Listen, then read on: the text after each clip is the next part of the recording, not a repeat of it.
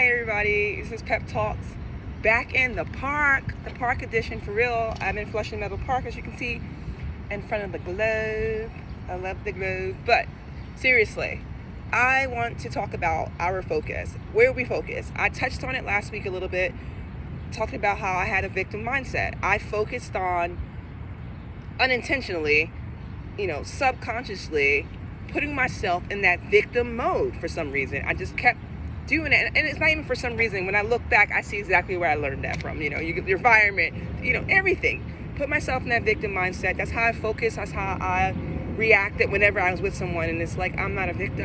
I am powerful. I am everything. We are everything. So I just wanted to talk a little bit more about our focus, because someone asked me a question last week. Hey, how can I avoid anything? But they said, how can I avoid, really loud, the victim mindset? And it's like, once you start thinking about trying to avoid literally anything, is exactly when you bring that into your life. Because anything you're in harmony with, regardless of whatever it is, regardless if it's something poisonous, something that's detrimental, you will receive more and more of it into your life. When you try to avoid something, it's just another form of focusing. When you're saying, hey, I'm going to think about how I'm going to do this, that, and this, and I don't want this anymore, and I really don't want this, and I don't want that, and you keep going and going, you're bringing more and more in that into your life.